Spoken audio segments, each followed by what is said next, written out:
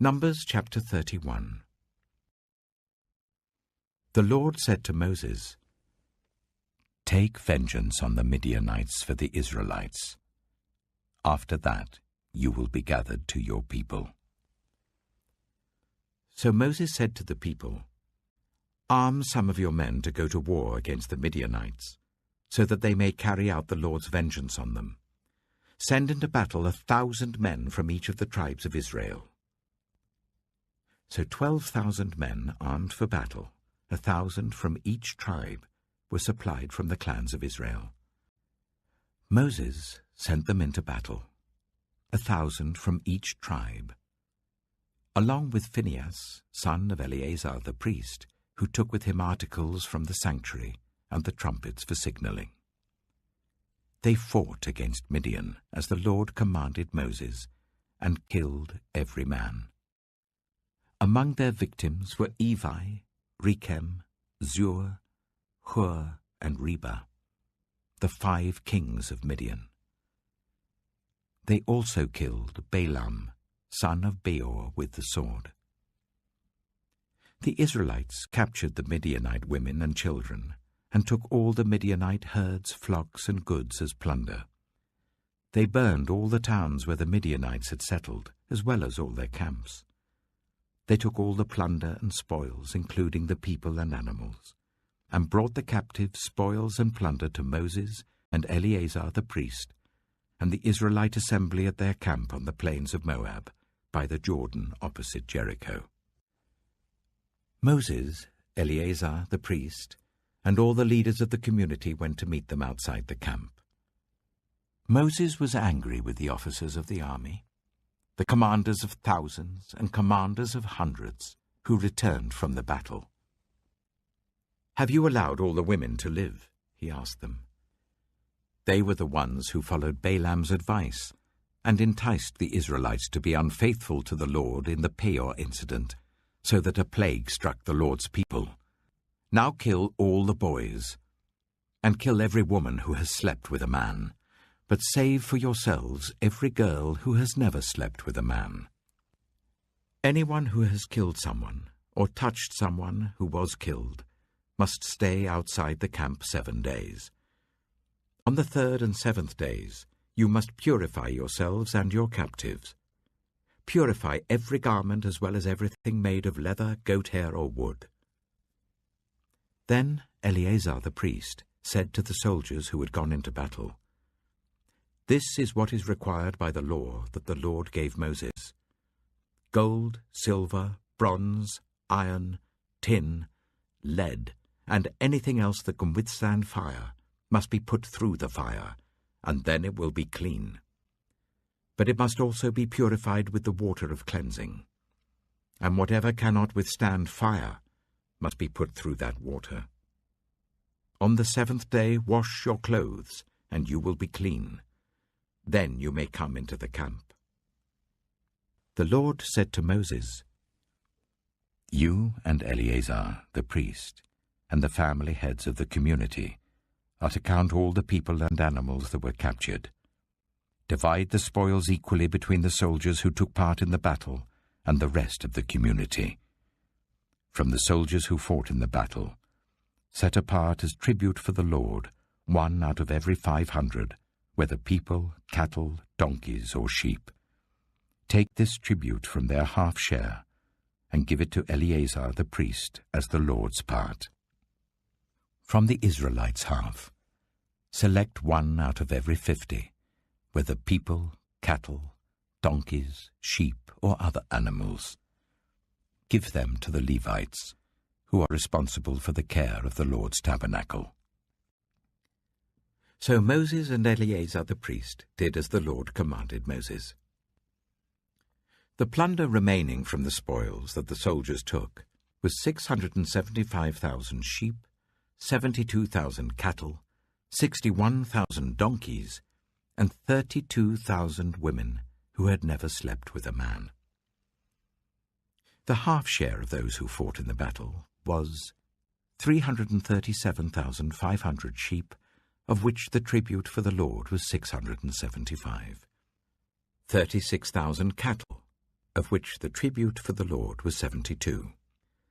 30,500 donkeys, of which the tribute for the Lord was 61. 16,000 people, of whom the tribute for the Lord was 32. Moses gave the tribute to Eleazar the priest as the Lord's part, as the Lord commanded Moses.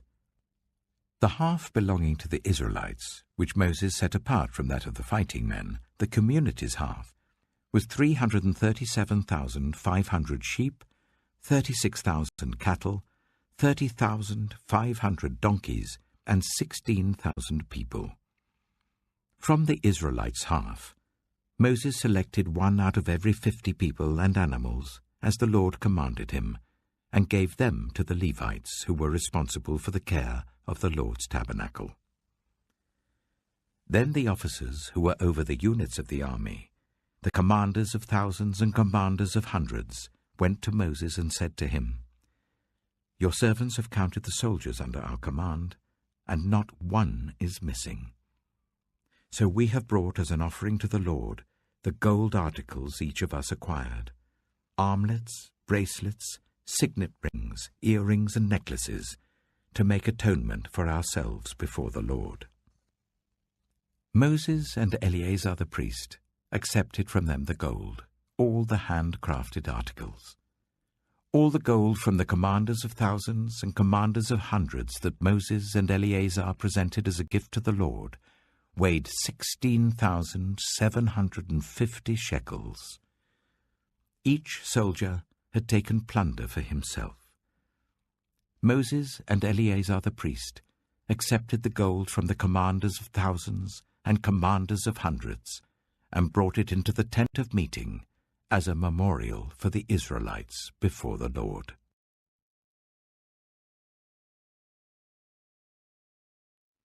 Numbers chapter 32.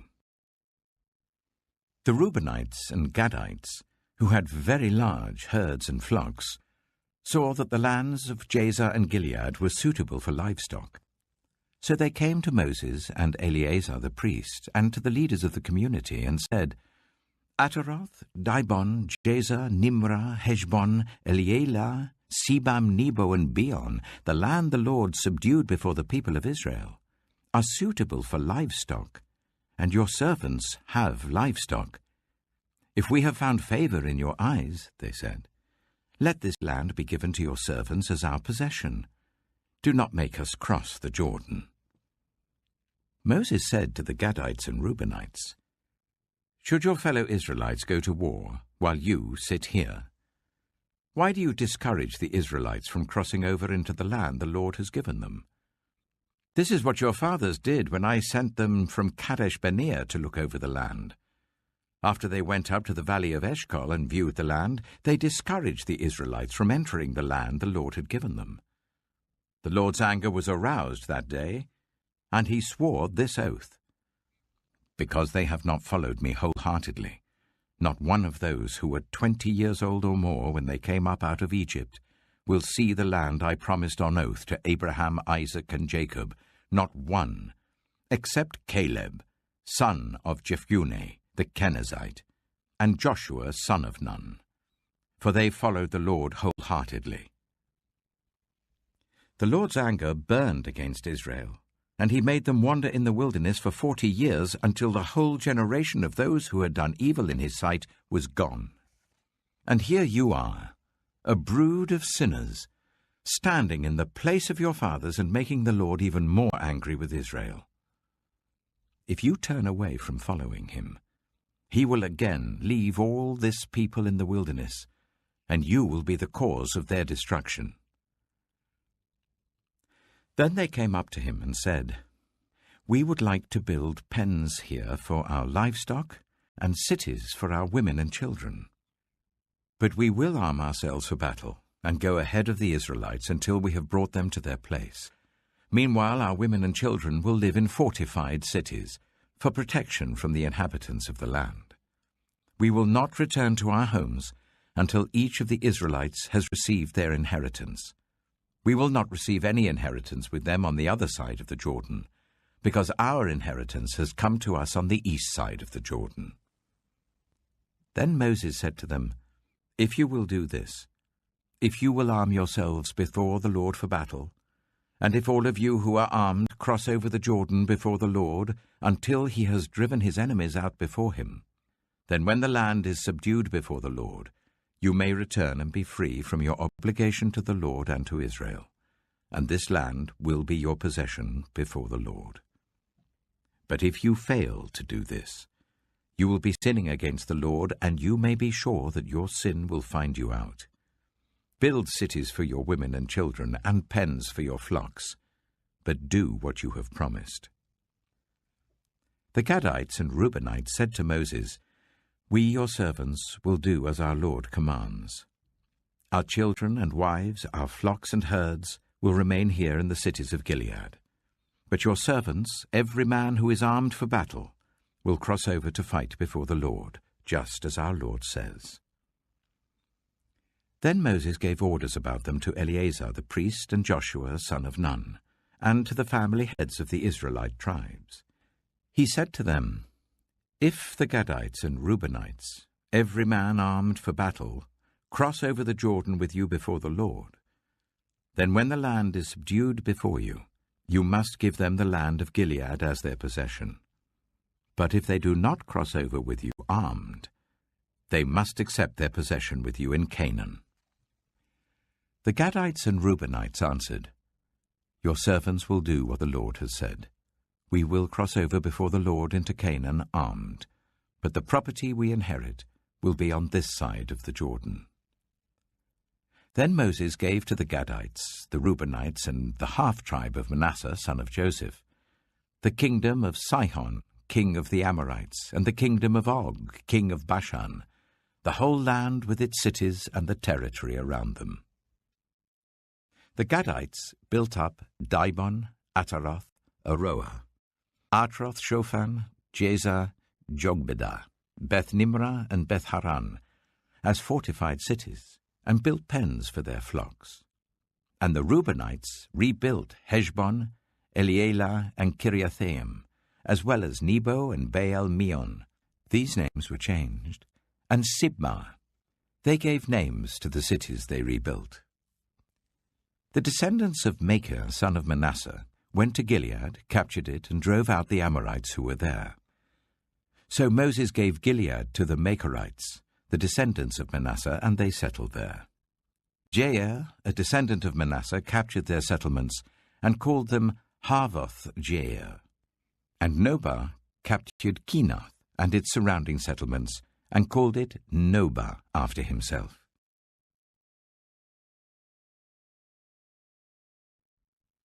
Numbers chapter 33. Here are the stages in the journey of the Israelites when they came out of Egypt by divisions under the leadership of Moses and Aaron. At the Lord's command, Moses recorded the stages in their journey. This is their journey by stages. The Israelites set out from Ramesses on the 15th day of the first month, the day after the Passover. They marched out defiantly in full view of all the Egyptians, who were burying all their firstborn whom the Lord had struck down among them, for the Lord had brought judgment on their gods. The Israelites left Ramesses and camped at Succoth. They left Succoth and camped at Etham on the edge of the desert. They left Etham and turned back to Pi-hahiroth, to the east of Baal-zephon, and camped near Migdol. They left Pi-hahiroth and passed through the sea into the desert, and when they had travelled for 3 days in the desert of Etham, they camped at Marah. They left Marah and went to Elim, where there were 12 springs and 70 palm trees, and they camped there. They left Elim and camped by the Red Sea. They left the Red Sea and camped in the desert of Sin. They left the desert of Sin and camped at Dophkah. They left Dophkah and camped at Ailush. They left Ailush and camped at Rephidim, where there was no water for the people to drink. They left Rephidim and camped in the desert of Sinai. They left the desert of Sinai and camped at Kibroth Hattaavah. They left Kibroth Hattaavah and camped at Hazeroth. They left Hazeroth and camped at Rithmah. They left Rithmah and camped at Rimmon-Perez. They left Rimmon-Perez and camped at Libnah. They left Libnah and camped at Rissah. They left Rissah and camped at Kehalath. They left Kehalath and camped at Mount Shepher. They left Mount Shepher and camped at Haredah. They left Haredah and camped at Makheloth. They left Makheloth and camped at Teath. They left Teath and camped at Tirah. They left Tirah and camped at Mithkah. They left Mithkah and camped at Hashmonah. They left Hashmonah and camped at Moseroth. They left Moseroth and camped at Bene-Jaakan. They left Bene-Jaakan and camped at Hor-Hagidgad. They left Hor-Hagidgad and camped at Jothbathah. They left Jothbathah and camped at Abronah. They left Abronah and camped at Ezion-Geber. They left Ezion-Geber and camped at Kadesh in the desert of Zin. They left Kadesh and camped at Mount Hor on the border of Edom.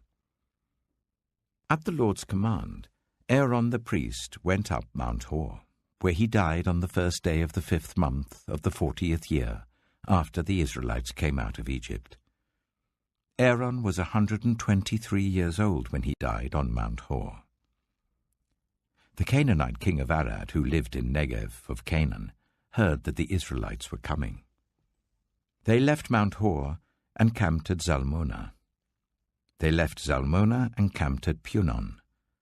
They left Punon and camped at Oboth.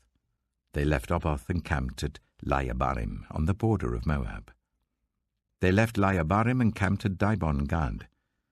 They left Dibon-Gad and camped at Almon-Diblathaim. They left Almon-Diblathaim and camped in the mountains of Abarim near Nebo.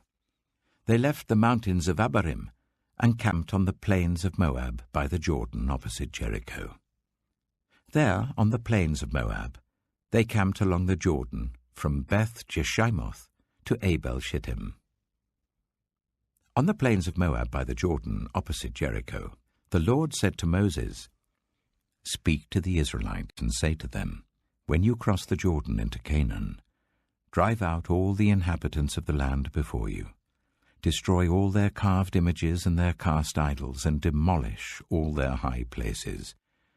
Take possession of the land and settle in it, for I have given you the land to possess. Distribute the land by lot according to your clans. To a larger group give a larger inheritance, and to a smaller group a smaller one. Whatever falls to them by lot will be theirs. Distribute it according to your ancestral tribes.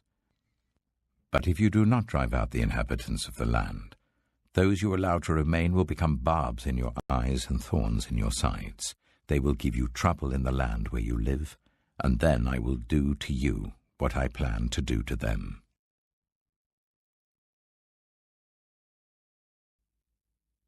Mark chapter 14. Now the Passover and the festival of unleavened bread were only 2 days away, and the chief priests and the teachers of the law were scheming to arrest Jesus secretly and kill him. "But not during the festival," they said, "or the people may riot." While he was in Bethany, reclining at the table in the home of Simon the leper, a woman came with an alabaster jar of very expensive perfume made of pure nard. She broke the jar and poured the perfume on his head. Some of those present were saying indignantly to one another, "Why this waste of perfume? It could have been sold for more than a year's wages and the money given to the poor." And they rebuked her harshly. "Leave her alone," said Jesus. "Why are you bothering her? She has done a beautiful thing to me. The poor you will always have with you, and you can help them any time you want. But you will not always have me. She did what she could. She poured perfume on my body beforehand to prepare for my burial. Truly, I tell you, wherever the gospel is preached throughout the world, what she has done will also be told in memory of her." Then Judas Iscariot, one of the 12, went to the chief priests to betray Jesus to them. They were delighted to hear this and promised to give him money. so he watched for an opportunity to hand him over. On the first day of the festival of unleavened bread, when it was customary to sacrifice the Passover lamb, Jesus' disciples asked him, "Where do you want us to go and make preparations for you to eat the Passover?" So he sent 2 of his disciples, telling them, "Go into the city, and a man carrying a jar of water will meet you. Follow him. Say to the owner of the house he enters, 'The teacher asks, where is my guest room, where I may eat the Passover with my disciples?' He will show you a large room upstairs, furnished and ready. Make preparations for us there." The disciples left, went into the city, and found things just as Jesus had told them. So they prepared the Passover. When evening came, Jesus arrived with the 12. While they were reclining at the table eating, he said, "Truly I tell you, one of you will betray me, one who is eating with me." They were saddened, and one by one they said to him, "Surely you don't mean me."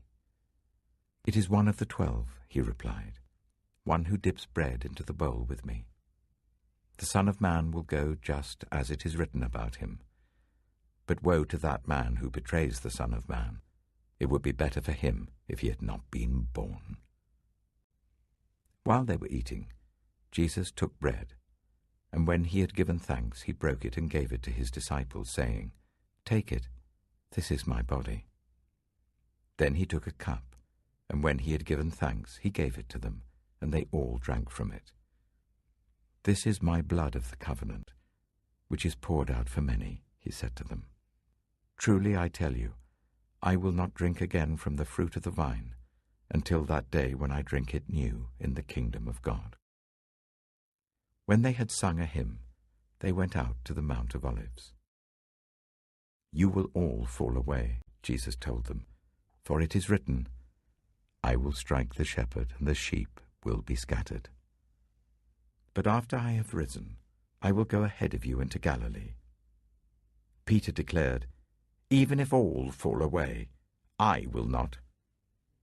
"Truly I tell you," Jesus answered, "today, yes, tonight, before the cock crows twice, you yourself will disown me 3 times. But Peter insisted emphatically, "Even if I have to die with you, I will never disown you." And all the others said the same. They went to a place called Gethsemane, and Jesus said to his disciples, "Sit here while I pray." He took Peter, James, and John along with him, and he began to be deeply distressed and troubled. "My soul is overwhelmed with sorrow to the point of death," he said to them. "Stay here and keep watch." Going a little farther, he fell to the ground and prayed that, if possible, the hour might pass from him.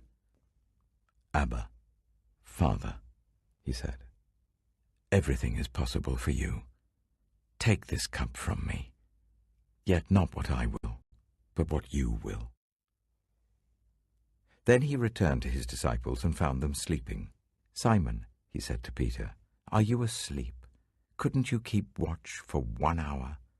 Watch and pray, so that you will not fall into temptation. The spirit is willing, but the flesh is weak." Once more he went away and prayed the same thing. When he came back, he again found them sleeping because their eyes were heavy. They did not know what to say to him.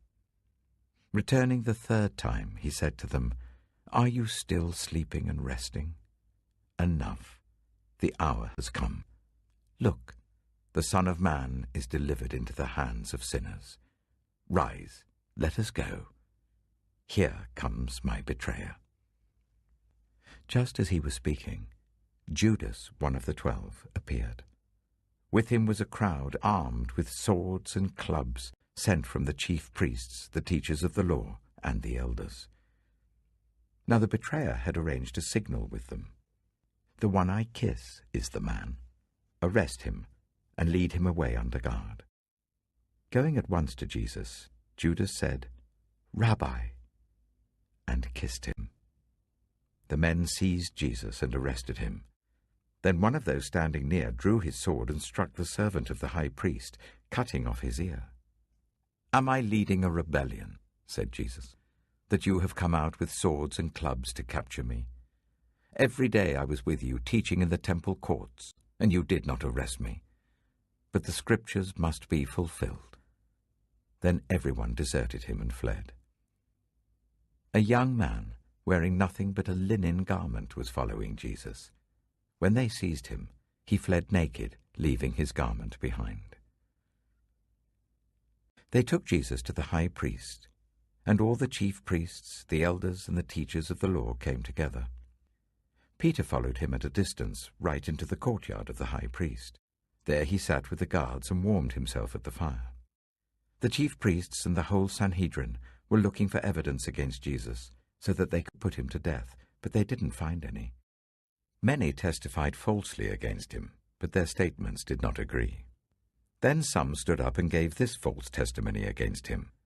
"We heard him say, 'I will destroy this temple made with human hands, and in 3 days will build another, not made with hands.'"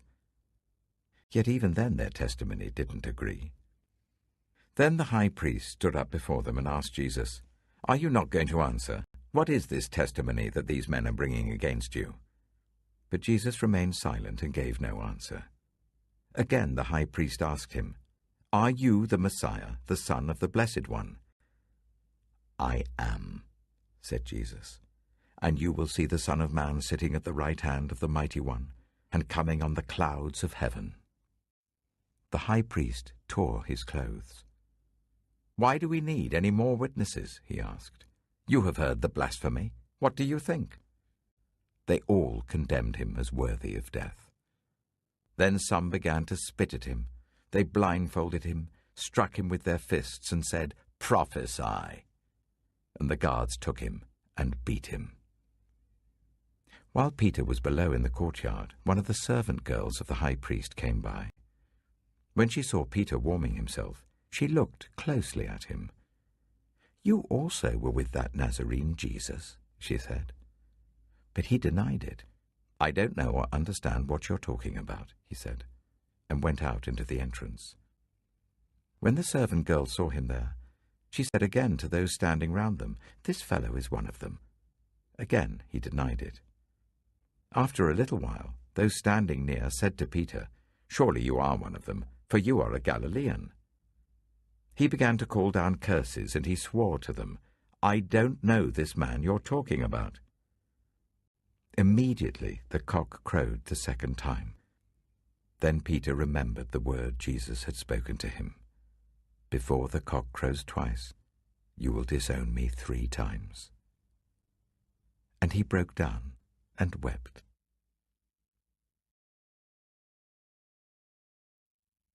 Psalm 59. Deliver me from my enemies, O God. Be my fortress against those who are attacking me. Deliver me from evildoers, and save me from those who are after my blood. See how they lie in wait for me. Fierce men conspire against me for no offense or sin of mine, Lord. I have done no wrong, yet they are ready to attack me. Arise to help me. Look on my plight. You, Lord God Almighty, you who are the God of Israel, rouse yourself to punish all the nations. Show no mercy to wicked traitors. They return at evening, snarling like dogs, and prowl about the city. See what they spew from their mouths. The words from their lips are sharp as swords, and they think, "Who can hear us?" But you laugh at them, Lord. You scoff at all those nations. You are my strength. I watch for you. You, God, are my fortress, my God, on whom I can rely. God will go before me, and will let me gloat over those who slander me. But do not kill them, Lord our shield, or my people will forget. In your might uproot them and bring them down. For the sins of their mouths, for the words of their lips, let them be caught in their pride. For the curses and lies they utter, consume them in your wrath. Consume them till they are no more. Then, It will be known to the ends of the earth that God rules over Jacob. They return at evening, snarling like dogs, and prowl about the city. They wander about for food and howl if not satisfied. But I will sing of your strength. In the morning I will sing of your love, for you are my fortress, my refuge in times of trouble. You are my strength. I sing praise to you. You, God, are my fortress, my God, on whom I can rely.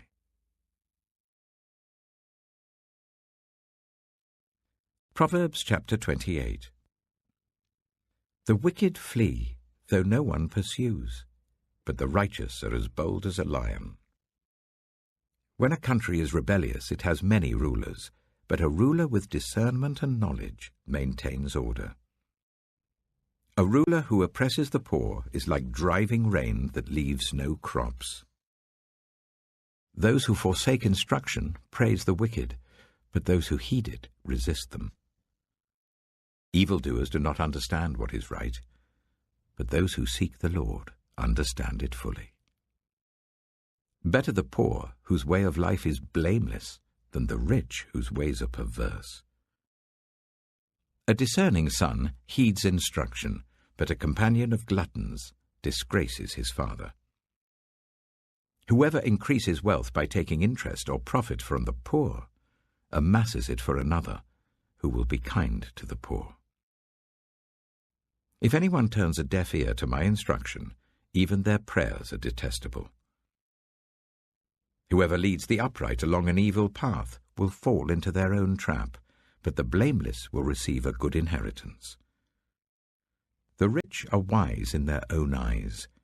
One who is poor and discerning sees how deluded they are. When the righteous triumph, there is great elation. But when the wicked rise to power, people go into hiding. Whoever conceals their sins does not prosper, but the one who confesses and renounces them finds mercy. Blessed is the one who always trembles before God, but whoever hardens their heart falls into trouble. Like a roaring lion or a charging bear is a wicked ruler over a helpless people. A tyrannical ruler practices extortion, but one who hates ill-gotten gain will enjoy a long reign. Anyone tormented by the guilt of murder will seek refuge in the grave. Let no one hold them back. The one whose way of life is blameless is kept safe, but the one whose ways are perverse will fall into the pit. Those who work their land will have abundant food, but those who chase fantasies will have their fill of poverty. A faithful person will be richly blessed, but one eager to get rich will not go unpunished. To show partiality is not good, yet a person will do wrong for a piece of bread. The stingy are eager to get rich, and are unaware that poverty awaits them. Whoever rebukes a person will in the end gain favor, rather than one who has a flattering tongue. Whoever robs their father or mother and says, "It's not wrong," is partner to one who destroys. The greedy stir up conflict, but those who trust in the Lord will prosper. Those who trust in themselves are fools, but those who walk in wisdom are kept safe. Those who give to the poor will lack nothing, but those who close their eyes to them receive many curses. When the wicked rise to power, people go into hiding, but when the wicked perish, the righteous thrive.